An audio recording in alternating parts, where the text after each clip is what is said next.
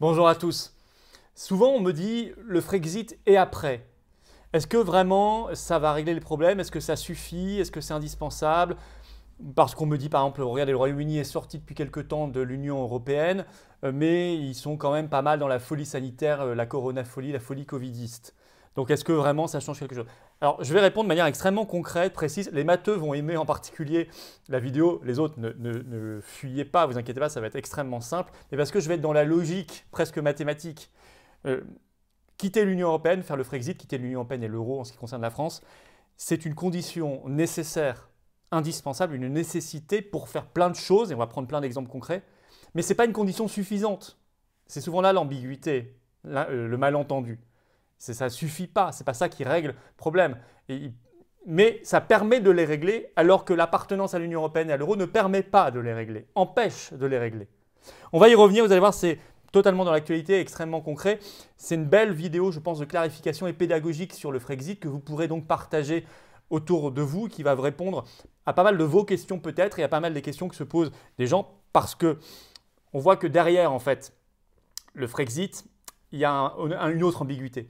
Le Frexit, l'appartenance à l'Union européenne, ça n'est pas que simplement une cause du déclin français, c'est aussi un symptôme.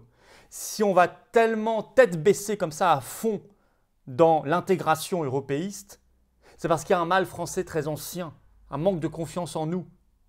Et c'est ça aussi qu'il faut nommer et traiter. Vous allez voir ça, on va y revenir.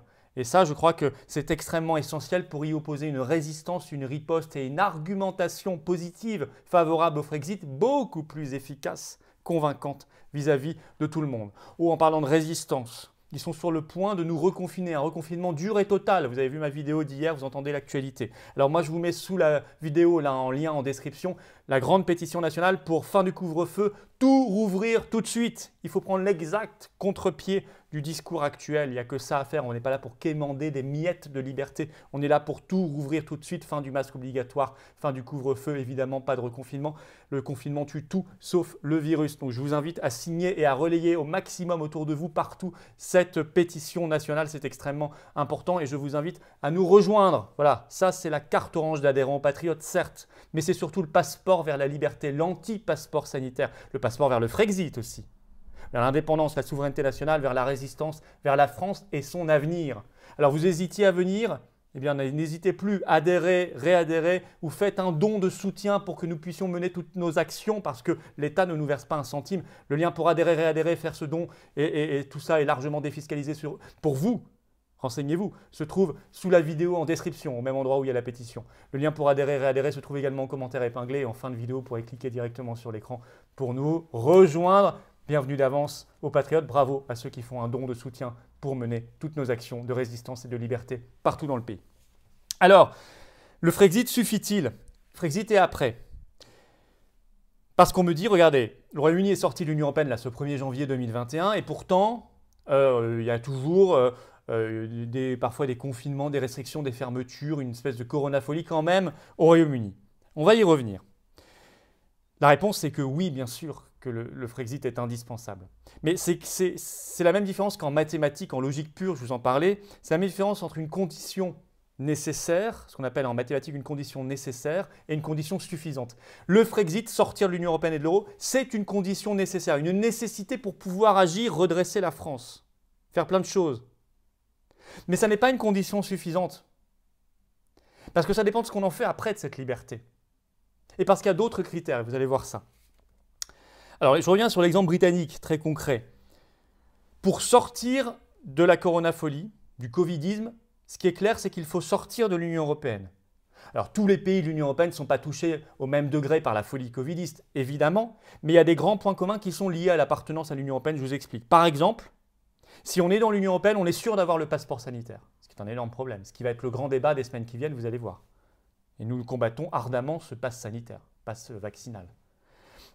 Pourquoi? Parce que la Commission européenne a annoncé que là, ce 17 mars, elle lançait une initiative législative européenne pour imposer le passeport sanitaire dans les 27 pays de l'Union européenne. Sachez par exemple que la Hongrie de Viktor Orban, qui est pourtant réputé souverainiste entre guillemets, est en train déjà de mettre en place son propre passeport sanitaire et a annoncé que ce ne serait qu'en fait une petite avance sur le passeport européen. Donc ça, c'est sûr. Deuxième chose, quand vous appartenez à l'Union européenne, vous dépendez des décisions de l'Agence européenne du médicament. pour les mises sur le marché, pour les autorisations. Par exemple, le Remdesivir en son temps, les vaccins actuellement ou les thérapies géniques. Et puis vous dépendez aussi de l'Union européenne, a fortiori si vous êtes dans l'espace Schengen, sur le contrôle des frontières nationales. Donc il y a beaucoup d'aspects de la coronafolie qui sont liés à notre appartenance à l'Union européenne. Donc le Frexit est une condition nécessaire pour sortir de la coronafolie. Si on est dans l'Union européenne, on est sûr d'y être au moins à un certain degré. Mais ce n'est pas une condition suffisante. Il faut ensuite, une fois qu'on est libre, sortir de l'Union européenne, se gérer pour sortir du covidisme, mettre fin à toutes ces restrictions, rouvrir le pays. Donc ça n'est pas automatiquement réglé par une sortie de l'Union européenne, mais c'est permis et autorisé par une sortie de l'Union européenne. On retombe sur notre distinction entre conditions nécessaires, ça l'est, conditions suffisantes, ça ne l'est pas. En fait, ça devient possible. Et d'ailleurs, même sur ce sujet du covidisme, de la coronafolie, on voit que le Royaume-Uni présente des inflexions beaucoup plus positives que l'Union européenne, parce que justement, ils ne sont pas dans l'Union européenne, notamment sur le passeport sanitaire. Je vous signale que là-bas, le 15 février dernier, le Premier ministre Boris Johnson a déclaré, je le cite, « Il n'y aura pas besoin chez nous de passeport vaccinal pour aller dans un pub ». Ce n'est pas la même chose en France. Et ce n'est pas la même chose dans les 27 pays de l'Union européenne où il faudra justement ce passeport vaccinal pour rentrer dans un restaurant, un bar, un café, un cinéma ou je ne sais quoi. Et puis, Johnson a annoncé que même pour le passeport sanitaire pour prendre l'avion, il y aurait chez eux un débat chez les parlementaires, il l'a annoncé, chez les parlementaires britanniques. Alors chez nous, il y aura peut-être formellement un débat chez nos députés et nos sénateurs, mais ça ne servira à rien puisque ça aura déjà été décidé au niveau de la Commission européenne. Et vous le savez, le droit européen a une autorité juridique supérieure au droit national. Vous voyez toute la décision, toute la différence sur ce genre de décision. Mais ce raisonnement sur le covidisme, on peut l'appliquer à tout un tas de politiques publiques.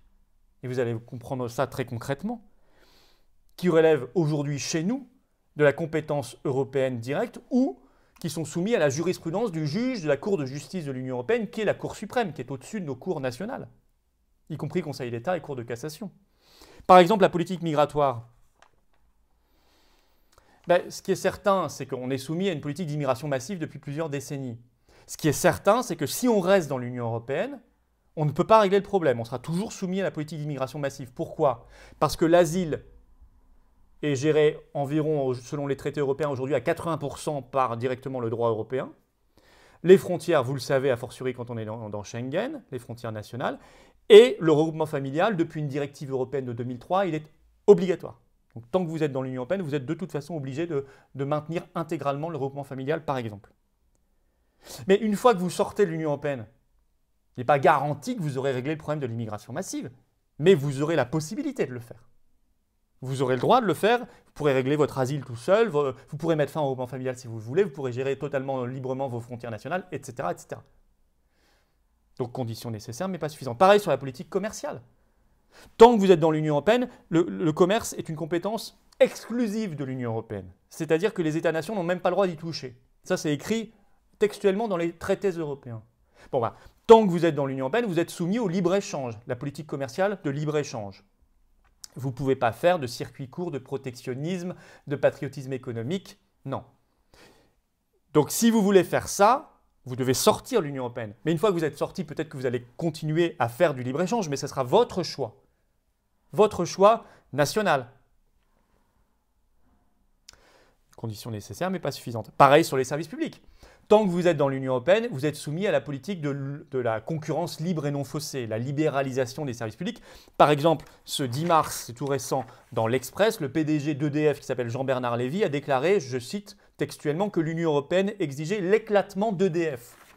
Bon, si on veut éviter l'éclatement d'EDF, et la même chose pour tous les autres services publics, c'est le train, c'est le gaz, c'est l'électricité là, c'est la poste, c'est les télécoms, etc., il faut quitter l'Union européenne. Et ensuite, on pourra, même si on veut, rétablir des monopoles publics nationaux, si on le souhaite. Mais on peut aussi continuer dans la politique de concurrence libre et non faussée. Mais ce sera un choix.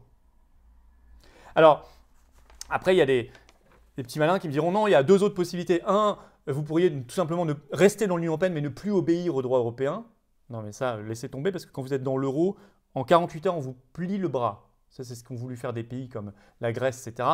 En 48 heures, on vous coupe le robinet parce que c'est la Banque centrale européenne de Francfort qui décide. Donc vous avez des files d'attente géantes devant, comme mesure de rétorsion, hein, devant les distributeurs automatiques de billets, etc. Donc ça, n'y comptez pas. Puis en plus, si vous désobéissez, n'importe quel citoyen, puisque vous êtes encore dans les traités européens, ira devant le juge leur donnera raison parce qu'il appliquera le droit, qui n'aura pas changé. Et donc il y aura une montagne de contentieux juridiques dans tous les sens en France, entre les citoyens, entre les entreprises, les citoyens, les étrangers, les Français, etc. Donc ce sera ingérable, c'est la fin de l'état de droit, c'est le chaos général. Donc ça, ce n'est pas une solution. Ça, ceux qui vous disent ça, sont des menteurs. Ça n'existe pas dans la vraie vie. Soit on part, soit on reste et on obéit. Mais on ne peut pas rester en désobéissant. Ça n'existe pas. C'est même pas faisable. Deuxième solution, modifier les traités. J'y reviens pas. C'est moins probable que de gagner au loto puisqu'il faudrait l'unanimité des 27 États membres qui soient d'accord avec vous. Déjà, entre nous, Français, on a du mal à se mettre d'accord. Imaginez, il faudrait que les 26 autres pays soient intégralement d'accord avec nous et signent à l'unanimité le changement de traité dans notre sens, dans notre intérêt. Enfin, vous voyez bien que ça n'existera jamais. Ça fait 40 ans qu'on nous vend l'Europe sociale, l'Europe écolo, l'Europe qui protège, l'Europe démocratique, je ne sais quoi. Ce qui existe, par contre, c'est un pays qui quitte l'Union européenne. Ça, c'est la réalité. Ça s'est produit avec le Royaume-Uni. Le changement de traité ne s'est jamais produit. En tout cas, jamais dans un sens plus national ou plus souverainiste. Ne serait-ce que parce que l'Allemagne fera toujours barrage. Voilà, notamment. Bon, alors, plus fondamentalement, quitter l'Union européenne, ça permet tout un tas de politiques, je vous l'ai dit, mais ça va même plus loin que ça. Ça redonne du sens au débat public, même au vote, et je veux dire à l'action politique au sens noble du terme. Ça sert à quelque chose de débattre, de décider, puisqu'on sait qu'à la fin, c'est nous qui décidons souverainement. Vous voyez toute la différence. Donc, sortir, c'est indispensable, c'est une condition nécessaire, mais ce n'est pas suffisant. Et ce n'est pas suffisant à plusieurs titres. D'abord pour ce que je viens de vous dire. Ça dépend de ce qu'on en fait ensuite. Ensuite, parce qu'il faut sortir de toutes les instances supranationales oligarchiques. Alors certes, l'Union européenne et l'euro, c'est le gros morceau. Mais il faut aussi sortir de l'OTAN, par exemple. Parce que l'OTAN gère d'autres politiques. Politique militaire, politique étrangère, politique diplomatique, politique géostratégique. Peut nous entraîner dans des guerres illégales, comme ça s'est déjà passé dans le passé. Donc il faut quitter aussi l'OTAN. Mais il faut quitter aussi la CEDH, la Convention européenne des droits de l'homme. Parce que, par exemple, si vous voulez mettre fin au regroupement familial, vous aurez quitté l'Union européenne, donc vous pourrez le faire, mais vous serez encore soumis à la CEDH qui impose aussi le regroupement familial. Donc il faut quitter aussi la CEDH.